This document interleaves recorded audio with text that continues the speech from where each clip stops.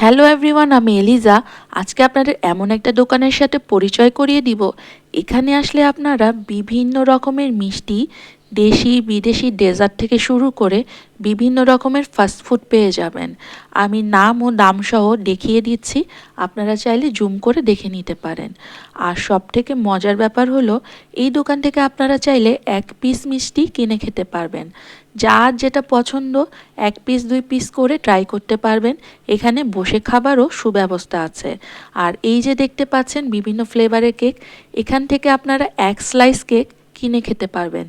যার যে ফ্লেভার পছন্দ এক স্লাইস করে নিয়ে ট্রাই করে দেখতে পারেন।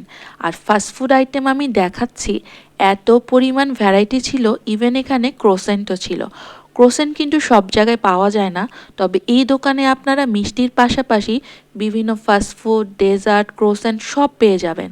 মাহালাভিয়া থেকে শুরু করে চকলেট মুজ, আরও অনেক ডেজার্ট যেগুলো নামও আমি জানি না, রসমালাই থেকে শুরু করে সব কিছুই পেয়ে যাবেন। তো যারা মিষ্টি ও ঝাল পছন্দ করেন তারা একই ছাদের নিচে সব কিছু পেয়ে যাচ্ছেন। হয়তো কারো বাসায় বেড়াতে যাবেন, এখানে এসে কেনাকাটা করতে পারেন, ফ্যামিলির জন্য নিয়ে যেতে পারেন। দেখতেই পাচ্ছেন বিভিন্ন রকমের বিস্কিট, আর ওনারা সব কিছু নিজেদের ফ্যাক্টরিতে প্রস্তুত করে থাকে। সব খাবার খুবই ফ্রেশ, খাবারের কোয়ালিটি খুবই ভালো। এখানে আপনারা বসে খাওয়া সুব্যবস্থা পেয়ে যাবেন। ছিমছাম পরিবেশে ফ্যামিলি অথবা প্রিয়জনকে নিয়ে এখানে আড্ডা দিতে পারেন, খাবার এনজয় করতে পারেন। আর এই জায়গাটা হচ্ছে, এই জায়গার লোকেশনটা আমি যদি বলি, এটা হচ্ছে আজিমপুর ছাপড়া মসজিদে আসলে আপনারা পেয়ে যাবেন।